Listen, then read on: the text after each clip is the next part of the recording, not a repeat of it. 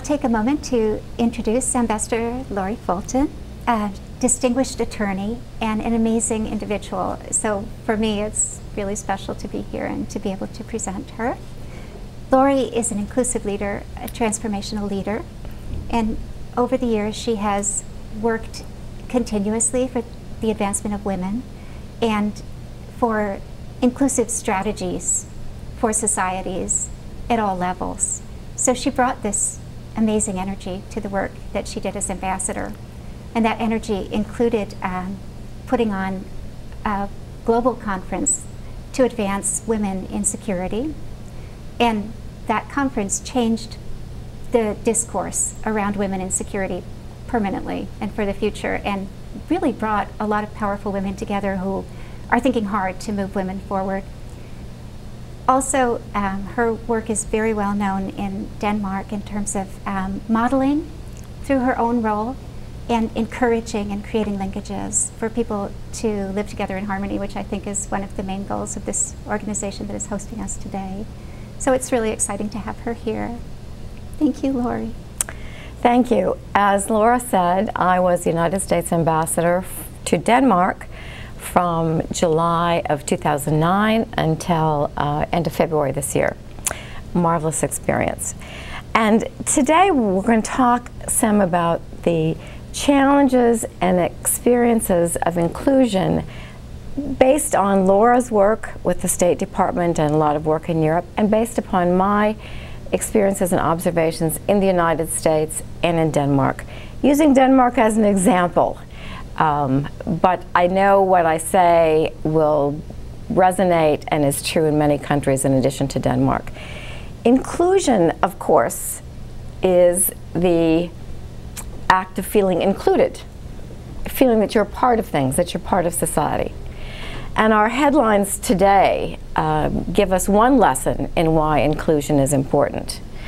We see that Al-Shabaab has gone to a shopping center in Nairobi, Kenya, taken hostages, leaving at least 60 people killed in their terrorist attack. Why is that important to us?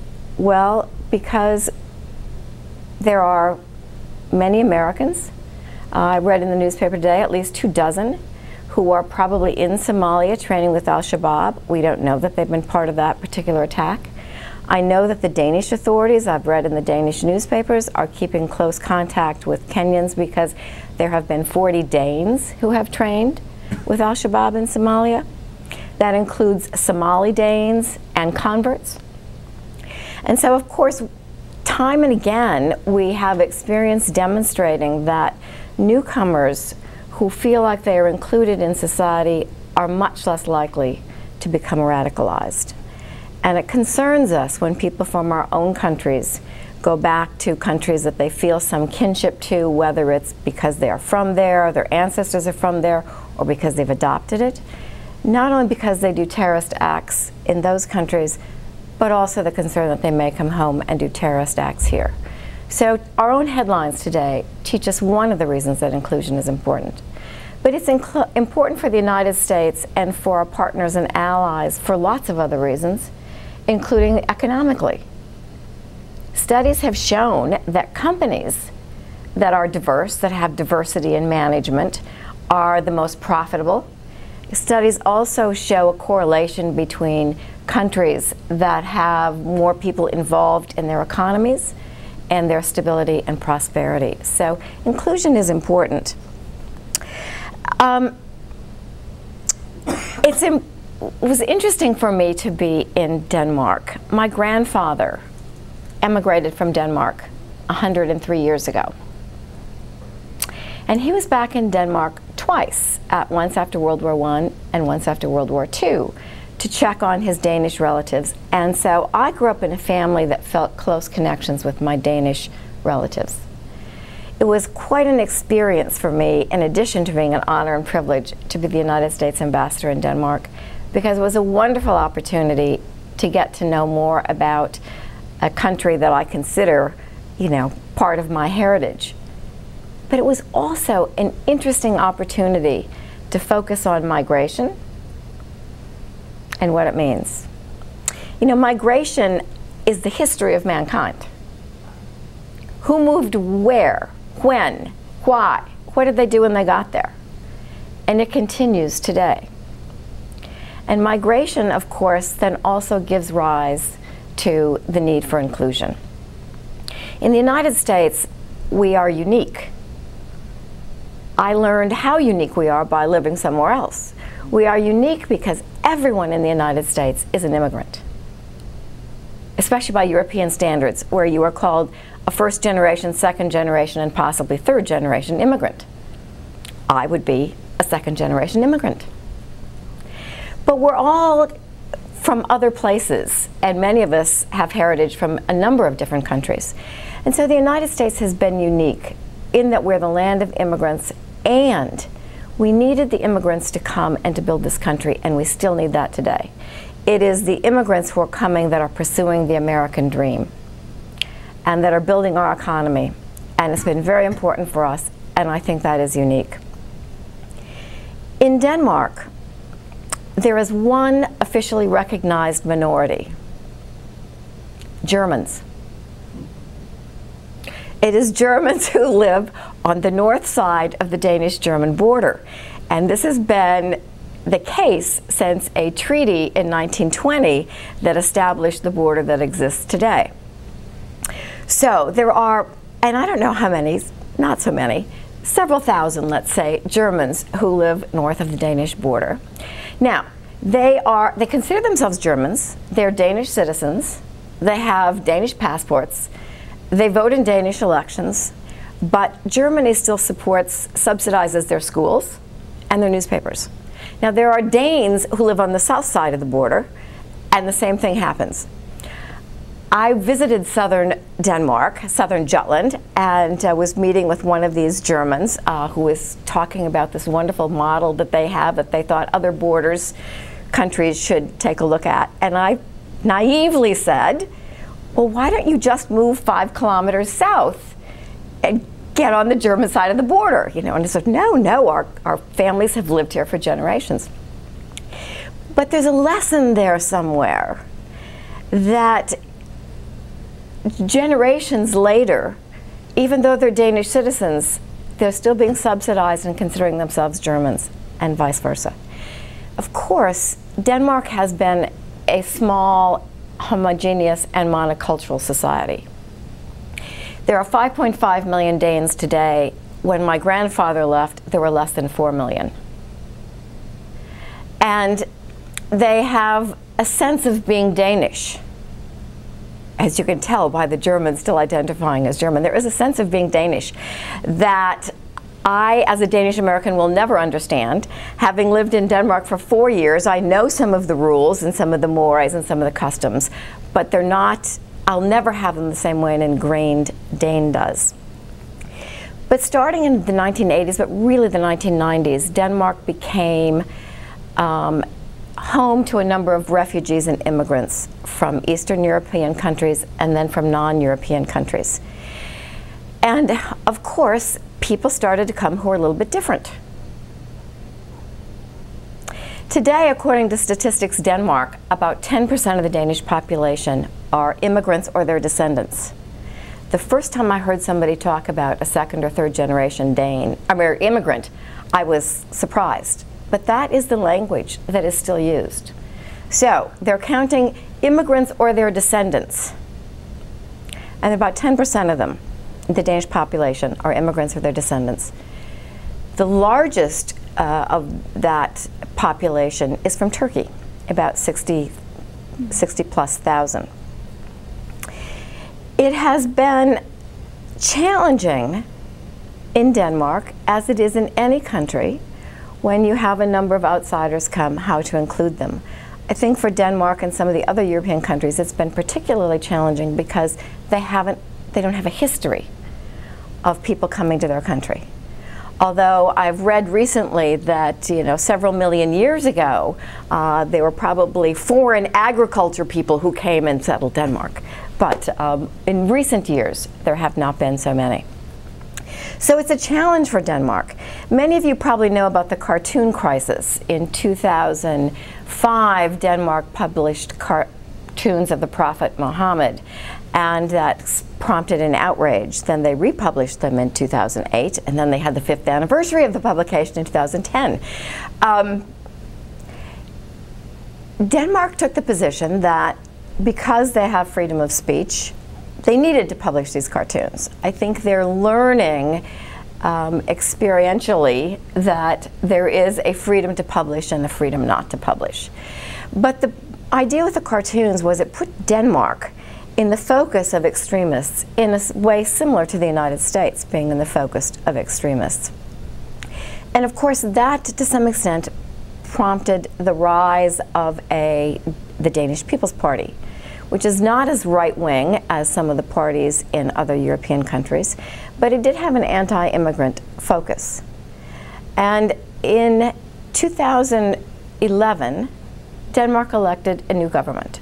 It had new elections.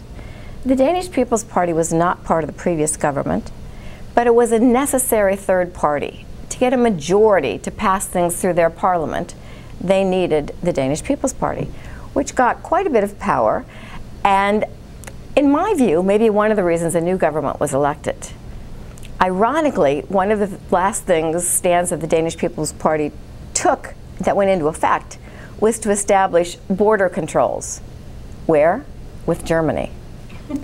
Most of the Danes didn't believe in this and didn't agree with it, and the Danish People's Party doesn't have the same role now that they did then. But in fact, the current government has a, Denmark stands together focus. So the focus is much more on inclusion and diversity.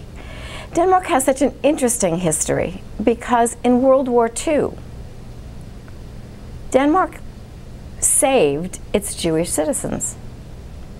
It didn't distinguish between, even though it was occupied by Nazi Germany, it didn't distinguish among its population based on religion or based upon ethnicity, and so refused to have anybody wear the armband, never turned in lists of the Jewish citizens. And in the end, when the Nazis came to round up the Jews in Denmark, as they did in the countries that they occupied, the Jews, with the help of neighbors, scattered. They were hidden. They made their ways to villages along the coast of Øresund, and then eventually crossed in fishing boats over to Sweden. So it's an interesting culture in Denmark. If you're Danish, you're Danish. The question is, how long does it take to get to be Danish? So I'm going to tell you one story. I have a good friend, Nadia, and she was sharing with me a story I heard from others, but I liked Nadia's story. Her oldest daughter, this was several years ago, 3 or 4 years ago, came home from preschool, and she said, Mommy, this girl told me I'm not Danish. I am Danish. She told me I'm not Danish. She told me I'm different. If I'm not Danish, what am I? And then she said, another girl told me I was Turkish. Now, it had never occurred to Nadia's daughter, who at this time was about 4 years old, that her family was different from anybody else's family. It hadn't occurred to her that her grandparents came from Turkey or that this was an important thing. Then she became focused on it. So she then started to tell other people she was Turkish. And her mother would say, no, you're Danish. And so it was this lesson that Nadia's family had to go through, you're Danish. But as Nadia and I talked about it, Nadia said, I know there are other Danes, grown-up Danes, who would have said the same thing. They would have said, my daughter's Turkish. But she's not. She speaks Danish, she's a Danish citizen, she has a Danish passport, and she's Danish. And so those are some of the tensions we have with inclusion. And Laura has such great experience with these issues, being at the State Department and the German Marshall Fund. So I want Laura to talk a little bit about why inclusion is important enough to the United States that this is becoming part of our outreach and foreign policy. Thank you. So I've been taking a look. I'm an old-time State Department officer. I've been in the Department of State for 27 years. And I've served around the world, a lot of time in the Middle East and Arab world. I've served in Europe, working specifically on outreach to minority populations. I've served in the Slovak Republic working on outreach to Roma communities. I've worked on outreach to women in Saudi Arabia, and wrote the human rights report for Tunisia when Ben Ali first came into power, so that dates me really well. I see changes in the department. There's been a certain idealism that has been a thread through our foreign policy over all of these years. There's the human rights report process, which we have at the Department of State, started by Jimmy Carter, and it's very powerful. We try to understand what's happening in terms of human rights in each country where we're working. But in addition, I've really seen changes over the years, and I've seen funding and programming and positions created specifically in this area of diversity and inclusion. It's a really interesting process. And I don't know if any of you have seen the new initiative of Department of State this year. The new ambassadors each have a video clip where they introduce themselves to the world. And if you run through those clips, the Ambassador Corps is incredibly diverse this year. It is amazing. We have first-generation Americans.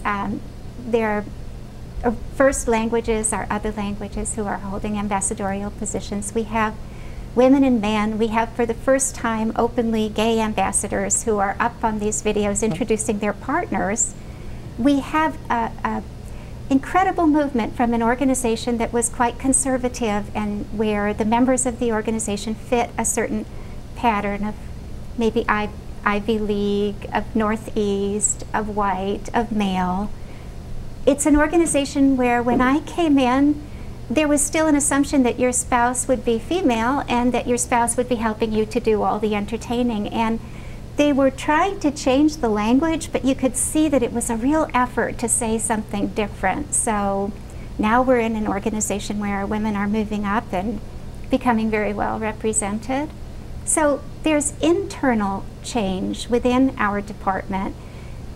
There's been an executive order from President Obama that is making it necessary for every federal government agency to have a diversity plan and to implement these plans and to show results in the implementation. But state was on the road already, and I've been amazed and impressed. But they're also creating new positions. So in the area of faith, there are several special representatives who work on different aspects of religious freedom and communication with religious minorities and attention to the status of religious minorities. Our Human Rights Bureau is working all the time on ethnic and racial inclusion. There's actually been 2 bilateral agreements signed in the Western Hemisphere around racial and ethnic inclusion strategies with Colombia and Brazil. So we have a person who's dedicated to LGBT advancement, equity, and advancement around the globe. That would never, you know, in state, in the past, if you were gay, the security question would arise. You know, you were out in the open, so maybe somebody could bribe you or frighten you, and so security questions would come up, which were irrational, but due to the situation of the time. And now we actually have, every single embassy has a strategy for LGBT equity that they're carrying out overseas, and the ambassadors are marching, and it's amazing. It's amazing. I look around state and I think, what an amazing change. And then another piece of it is, you know, we used to conduct diplomacy. It was elite to elite. So the ambassador was supposed to figure out who makes the decisions in this country. He's supposed to know those people, and he's supposed to work with them, or she, but at the time it was a he. And that was how you did it.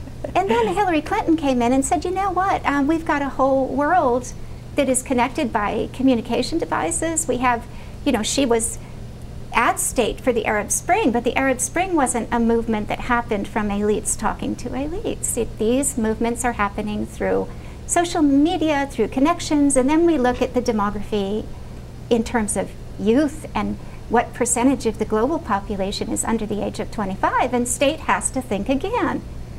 We can't just be dealing with people who are over 60 and who we used to consider decision makers. We have to be looking at what are the real forces at work in the world that we live in. Those forces are very young people, people on the move, and so, you know, the number of people moving is increasing all the time. So we're looking at a world that is so dynamic. Nothing about it, in a sense, is predictable. It is not a static world. So the state, you know, is adapting and is getting ahead in some areas, ahead of the changes. My own role, I've been assigned by state to the German Marshall Fund of the United States for 2 years to build a program on leadership, diversity, and inclusion. And we are really looking at what leadership means, and that if you're not inclusive, you're not going to be a successful leader for the 21st century. So we're looking at urban leadership and noting that our urban leaders need to understand the diaspora communities that live in their areas. They need to connect, because that's how they're going to be successful in the whole global game. And the other thing you do notice is this concentration of people in urban areas, and the importance of looking at changes in cities and the importance of cities. So across the board, you know, we're in a dynamic, exciting time. All the countries are becoming more diverse. It's not just our country, it's across Europe, it's across the world. So our idea of leadership needs to be a kind and a style and a way of leading that is inclusive. And so that's one of the reasons I've been a great fan of Laurie over the years, because that's the kind of leader she is. Laura has done a great job of setting up that I can tell you one of my priorities as ambassador was public diplomacy. Now, I'd been in Denmark a number of times, and so I have Danish relatives there, and I've been in Denmark, and I felt comfortable in the country. So, and I grew up in Scandinavian America, so I had a leg up becoming ambassador to Denmark. And so I know that Denmark is one of our best partners across the board, really, from sustainable energy, from commercial relationships, to NATO, to security forces, to fighting pirates off the Horn of Africa, to international law enforcement, and to the generosity of their foreign assistance programs. The Danes are great partners for us. But I also know that governments come and go. And that if we want the Danes to be good partners for us 20 years from now, 40 years from now, then we need to be making friends and partners of the young people in Denmark. So in my my testimony to the Senate Foreign Relations Committee before I was confirmed, I said, one of my goals is to meet as many Danes as possible in their own hometowns. And so I did. And that included meeting new Danes. Because one of the first times I was out, I said, okay, talk to me, Mayor, about your population. You have some immigrants. Let me go meet with some of the people in that community. And so I quickly found that that usually meant I met with traditional Danes who worked in the immigrant communities. But I learned that there were immigration councils who were elected in the cities. I learned that there were youth groups, and I eventually came to find my own leaders in the New Danish communities. And I accept New Danes because that's one of the terms they use. So there is a New Danish youth group, and so I use that term myself. But it was very enlightening for me to see the challenges that arose, sometimes out of good intentions. So for example, as immigrants came to Denmark, they were put into neighborhoods that once upon a time had been considered ideal. So there's like one road in, there's lots of green spaces, trees, and there's high-rise apartment buildings, no commerce, no government, and quite frankly today you're isolated from the traditional Danish society. And so to feel included, you have to feel that you are part of the society. So among the things I did was I visited Minneapolis, Minnesota. Why? Minneapolis, Minnesota was the big city I was used to when I was growing up, but it has the largest population of Somalis outside of Africa. And they have become a model for public-private partnerships in helping the Somalis become productive and happy Minnesotans. And so I visited Minneapolis, and I was struck by the program the mayor had put together, where he worked with large corporations to have an intern program so that the immigrant youth could learn how to become professionals and what it meant to be professional. What does it mean to be an engineer? What does it mean to go to work in an office every day? What does it mean to be the mayor's, staff assistant? That the police had done a great job of developing relationships in the communities, not just with soccer teams, but yes, with soccer teams, but also with women's cooking clubs and other things, so that they could establish meaningful relationships with them. And some of the Somalis themselves, who understood that part of what newcomers needed to know was how to open a bank account. What is the American financial system? How do you keep track of how much income you have going in versus, buying this big screen TV that you think everybody has to have to be an American? So there was a lot of interesting things going on in Minneapolis, and I arranged a number of exchanges with blessing and financial help from the State Department between city officials in Minneapolis and city officials in Denmark. Aarhus, the second largest town or city in Denmark, I took the mayor and a bunch of city officials and sent them to Minneapolis.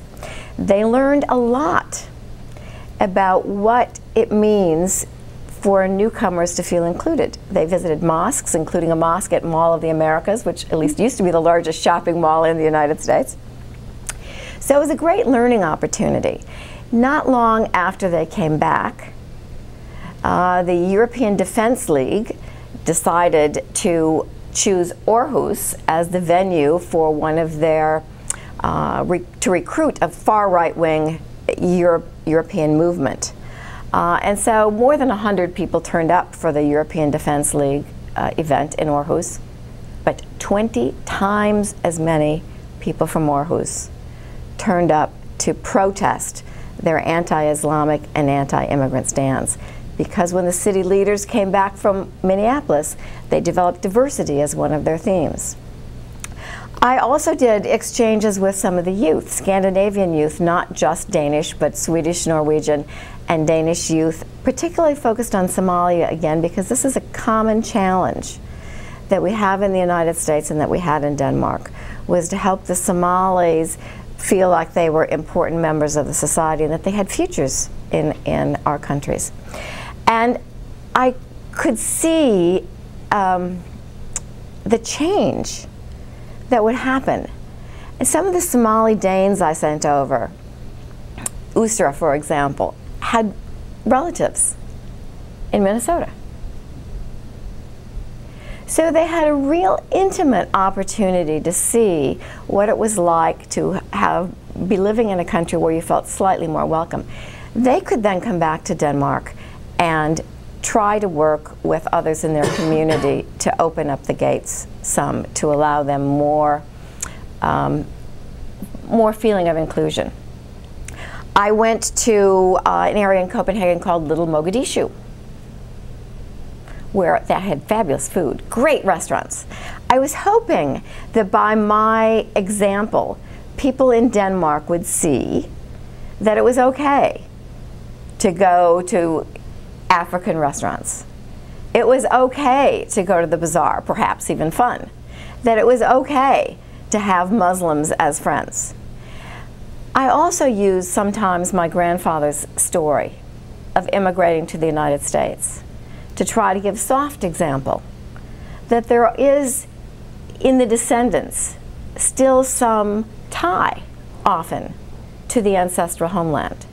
It doesn't mean we want to give up our citizenship, but of course there's a sort of natural curiosity in that there should be opportunities for strong and common bonds there. So that's some of what I tried to do in Denmark, and I had a marvelous time there. Denmark is just this month completing the construction of its first purposefully built mosque. The first minaret is up in Copenhagen. There will be no muezzin calls from the minaret because it's against the Copenhagen ordinances, but this has happened almost silently, I think, because that's how the Muslim community wanted it. But there is much more of a sense of common purpose, I think, in Denmark now than there was 4 years ago when I arrived. There's a different sense.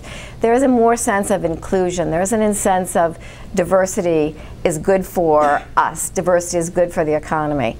And as I said in one of the newspaper articles when somebody followed me to Little Mogadishu and to one of these restaurants, you know, I can only eat so much white fish and potatoes. Then I have to have sambusa or something. But there is a new sense in Denmark, and I think there's an awareness that there is an enrichment that comes from including more people in society. There's an economic enrichment that comes with the entrepreneurs and the small businesses who open up, whether they open up restaurants or shops. When I left Denmark, I do believe that that was probably one of the things I was most known for. As the Deputy Prime Minister said in a farewell reception, "You have shown us that we can be a multicultural society." And I am pleased if that's the case. Because I feel very close ties to Denmark. What I say about Denmark, I think, is not different from lots of other places. There are challenges. Migration continues. We have refugee movements out of Syria. We have lots of refugee movements. We're going to continue to have them. And so it's going to be a continued challenge for how we work together to create sustainable societies and hopefully secure societies. And I was delighted to have the privilege to be in Denmark. Laura may have some things to say, and I think we'd love to have your questions and input and ideas. I might just say that this is the work that's been done by state Europe-wide is very interesting. And of course, Farah Pandith, who some of you may know, the special representative to Muslim communities, started her work at the Department of State. Her work was directed exclusively towards Europe, but then the portfolio expanded to be a global portfolio. And the work she did in Europe, I think, was at the beginning of all these changes, you know, at the beginning of this change perspective that we need to be going out. We need to be finding leaders in all communities, not just in particular communities. And so the work's been done, and the change is happening continent-wide. Of course, there are forces going in the opposite direction, and we have to keep in mind that Europe has been experiencing economic difficulties over these years, and we're actually seeing, one thing I'd mentioned to Laurie, the out-migration of Europeans. It's interesting. There's a Jazeera clip on young Portuguese who are moving to Mozambique to get work, and the Mozambicans are in the clip saying, you know, we don't mind. We've got jobs here, let them come. So I think, you know, a lot of things are happening. It's in motion all the time, but in my years in Europe and my years in France, I saw really dramatic, positive change in terms of even advertisements that when I first got there were all white, and by the time I left, the big billboards were multi-ethnic. And so, you know, there's been this change in perspective that I think, despite the backlash from the right wing, from the hard right, I think the change in perspective is there to stay. I think it's exciting. So yeah, Q&A for Laurie.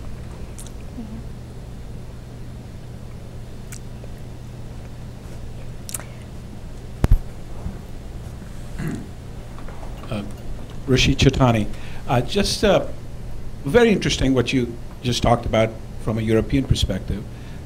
What I am grappling with, being a Muslim in the United States, is what is the future of Muslims in the United States if I have to go up 10 years, what are the critical steps that the Muslim community needs to take, not just the Muslim community, but the state, but the government at large has to take to make that part of a fabric that is a United States fabric rather than a segregated or a separate element in society.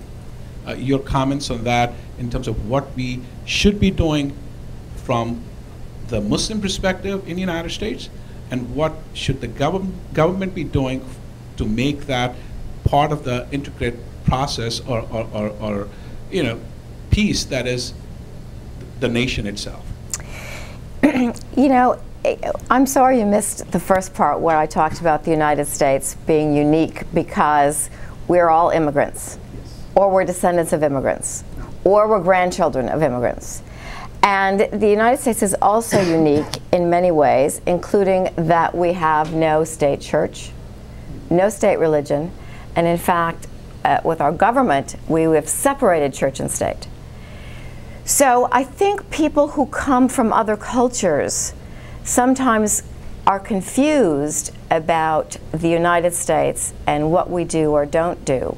This was one of the many advantages I had being ambassador in Denmark and working with the new Danish communities, was I could understand some of the gaps that there still are between Danes, who have a system very much like ours, except for the parliament, but freedom of speech, freedom of religion, although they have a state church, and people who come from other societies where it's been more authoritarian, and or there has been a state church or a state religion.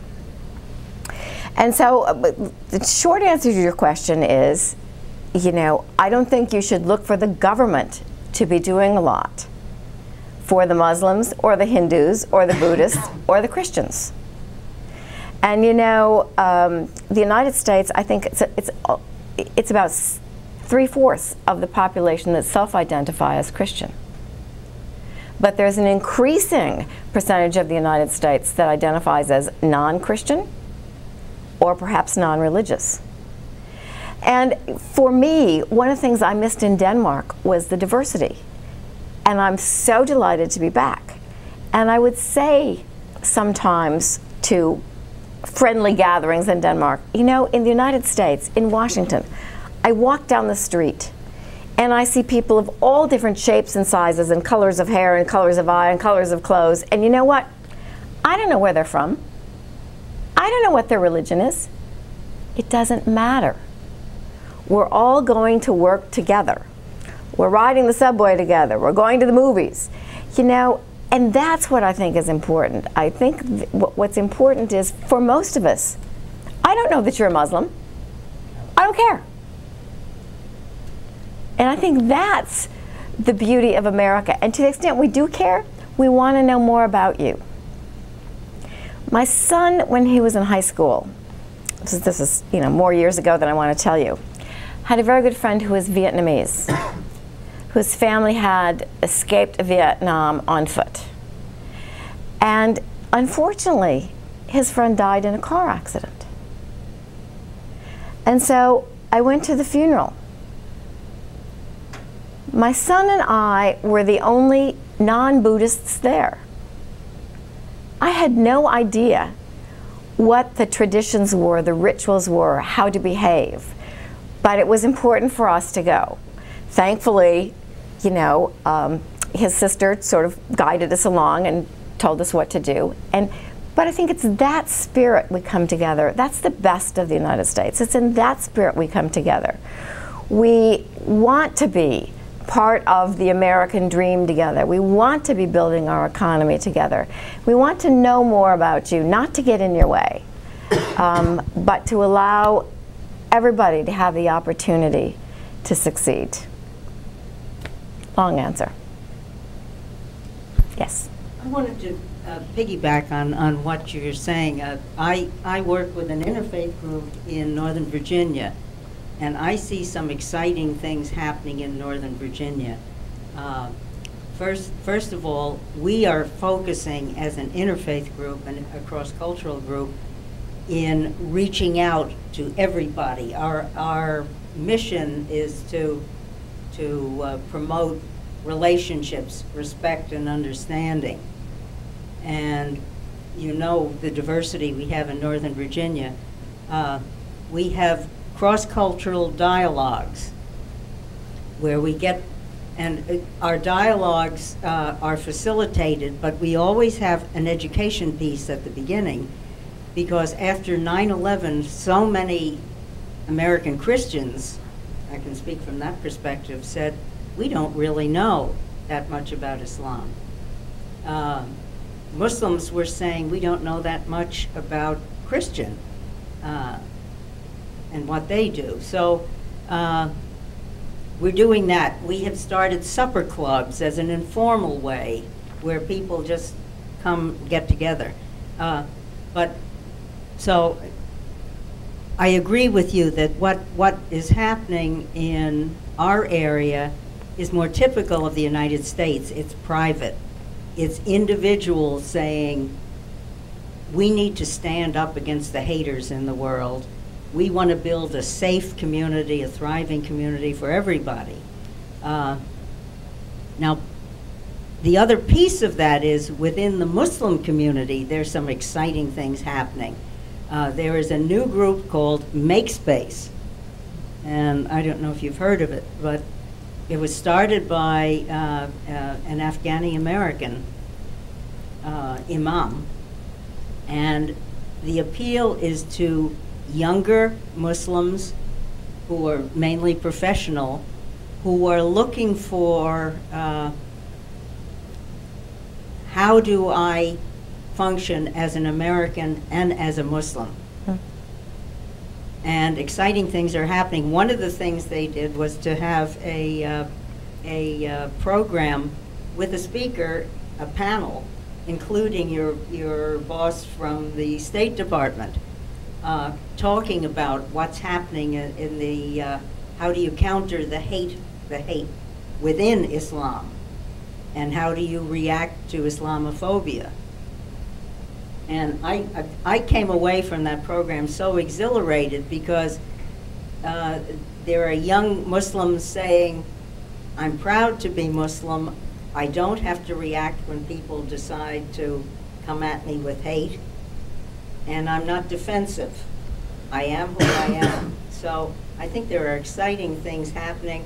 I think more groups need to get involved, more individuals need to. Thank you. Any of our young people? Hi, I'm Giovanni Colon from American University. I was just wondering if the new ambassador to Denmark was continuing your programs of diversity and multicultural acceptance. I'm sure he is. My successor is Rufus Gifford. He arrived in Denmark a couple of weeks ago. He is one of the openly gay ambassadors. So I'm sure he has a vested interest in diversity and inclusion. And a number of the programs I started at the embassy are continuing. And I'm confident he will be very involved in them. Thank you. Another question?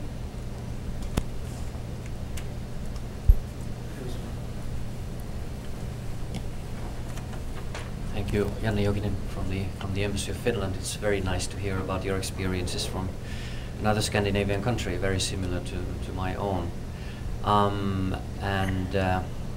Also in terms of what you have accomplished there, what you have started and implemented, these are things that we are also trying to do in our own country and around the world. A specific question on minorities within minorities, or actually what I'm thinking about is the majority within minorities, which is women, and the specific issues that immigrant women or minority women have to deal with. Maybe you could say a few words about that. Thank you. First, let me say I've been in Helsinki. I went in the winter on purpose. I wanted to go in the winter. I loved Helsinki. Everything is signed in 3 languages: Finnish, Swedish, and English.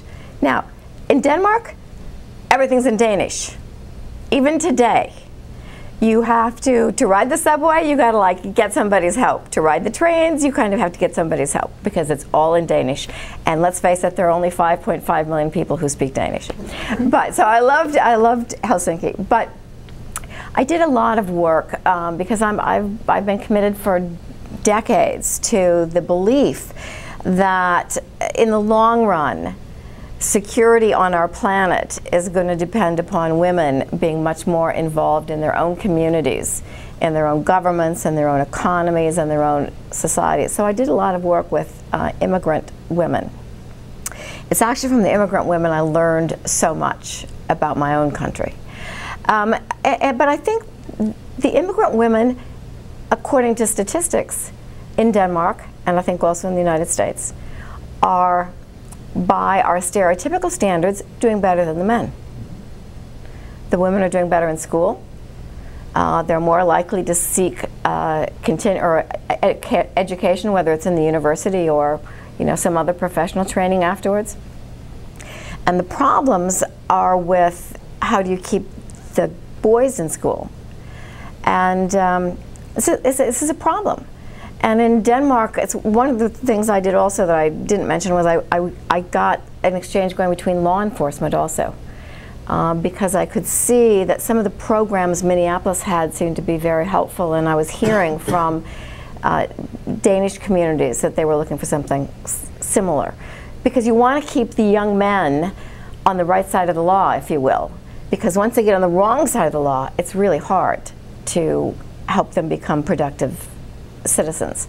And so we did some exchanges in that regard that were very helpful. But from the women, there are a number of women in Denmark wearing their headscarves. If they want to, they can. That hasn't been a huge issue, which is I think, which has been terrific. And it was from the young women that I heard this great story, which I'll share with you. I know that I heard this from some of the Turkish Danes, but from the Somali Danes, it's newer because they're newer, that there's a generational aspect. And some of the Somali elders haven't unpacked their suitcases.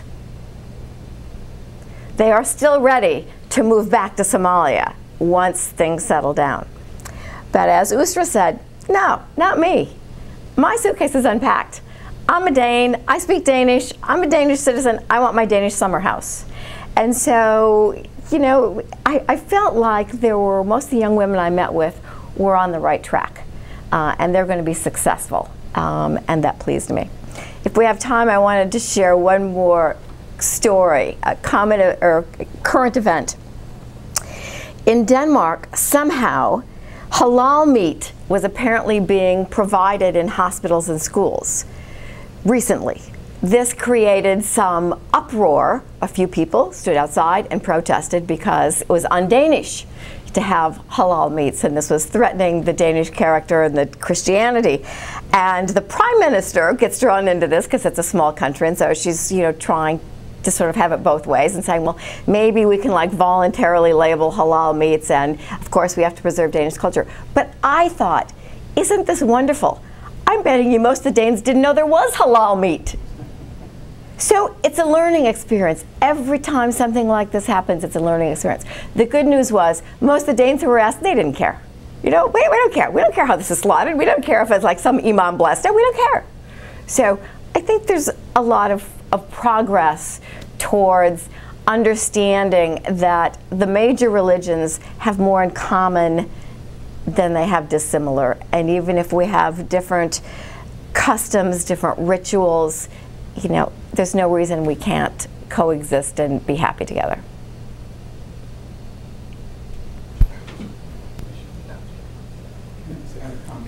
Sure. So thank you so much for talking about that. So just going back to the women's issue and, yes. and discussing that from a U.S. perspective, what I have observed is, and addressing some of the things that you were talking about, the generation that was born in the United States to immigrants, especially the women, are freer, stronger, more educated, and very active in society.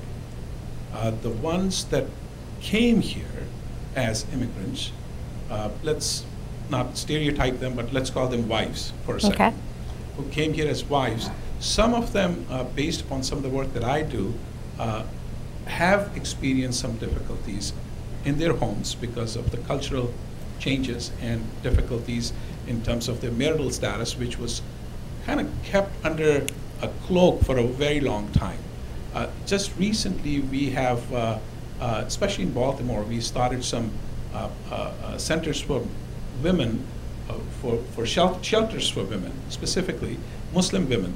And we were astonished to see the number of women showing up over there. So yes, there is a problem. There's no question that we have that problem that has never been, highlighted, because from a cultural perspective, you don't want to talk about those things. But now people are taking some very interesting measures to address those. In terms of young people, the other thing that we did not, from a Muslim perspective, in the United States ever wanted to talk about was the suicide rate among those kids, because of the peer pressure and the kind of difficulties that they face at schools or at home in terms of this cultural difference between home and school and whatnot. And recently we have started taking a look at that. So those are things that are there. Those are issues that are there, and hopefully nations around the world, for immigrant populations, not just Muslims, I'm talking about all immigrant populations, provide some funding for these projects or these programs to be enhanced, because those are societal things that will come along with the society that you're in. And if there's alcoholism in a certain area which is very high, people, whether they come from Denmark or Pakistan or whatnot, and if they're living over there based upon the environment, they might be affected by those things. So environment affects everything, and then people, irrespective of their immigrant status or where they're coming from, are also affected by that. So it's, again, working together, because it becomes one big melting pot, and that's what we've got to look at. So I thank you for the halal meat thing. By the way, in Virginia, if you want to eat halal, we've got so many restaurants that you'd be astonished, of all different ethnic backgrounds. In fact, you can get a Philly cheesesteak, which is halal also. Really? Yes. I didn't know that. or a burger if you want. Yeah. Thank you. Thank you. I think the women's shelters is important, and there are a lot of women's shelters in Denmark also. And yes, it doesn't matter whether you're immigrant or not immigrant. Those shelters, I think, are very important.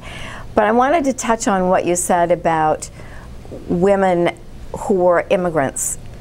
It was the same in the United States. There's this fabulous archive in Denmark that archives the story of the Danes who immigrated to the United States, so people like my grandfather. So I did some work with them, and I read some of the studies. So fascinating. So family Jorgensen, we'll just call them that. Family Jorgensen moves. It's like the husband, wife, and 2 daughters. And this is the mid-1800s. They come to the United States, probably late 1800s. They come to the United States.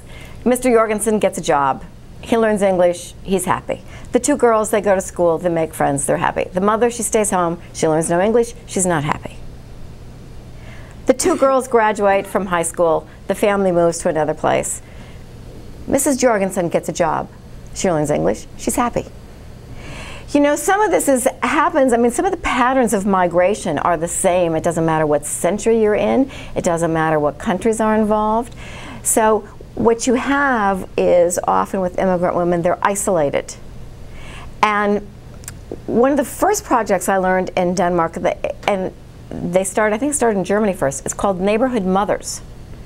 And they existed in different places, and they got a little bit of state funding, and then once the federal funding was gone, they couldn't always keep it up. But one of the Neighborhood Mothers groups in Copenhagen, in Norbro, identified through the grapevine the stay-at-home wives. And they would make house calls on them. And they had this storybook that they took with them that didn't have words, it had pictures. But the pictures were to convey sort of expectations of Danish society. So it was simple things like, the school bus comes at this time, your child is supposed to be in school from these hours. But they would use it as an opportunity to talk to the woman, to be sure she understood some of these expectations for her children, and to give her the opportunity to talk to them. I thought this was fascinating. And I think it's a great project, and I hope they do it other places, including here. One of the things I remember so we put on a training with Laurie in Copenhagen for largely for young minority elected leaders from the United States and across Europe. But the Danes also brought their youth group, to attend this training. And this has turned out to be this wonderful network called the Inclusion Leaders Network, and most of the people in it are office holders who are now aspiring to run for higher office. But the young woman who was there, there was a young woman in her hijab, and she was very modest, and she was there helping, you know, she was there in a helping role. And at some point, somebody asked her, you know, what do you see as your future when you look in the mirror? I mean, what do you see as a career, as your possibilities? Who's there when you look in the mirror? And she said, well, you know, before I used to see this, but now that I've been here, I see a mayor. I see a mayor. So some of it, and Hillary Clinton has been very and continues to be very involved in this globally, and it's a problem here in the United States too, that women won't run for office. You have to really push and keep convincing women to run. So some of it is, you know, getting out there and talking to women and giving them this. I think it may not be such an issue where you are in terms of political participation and empowerment. I was thinking he's had some great women leaders. Yeah, but here in the United States, we still struggle to have a proper representation of women in elected office. I think we have one more question. I know you. Thank you so much.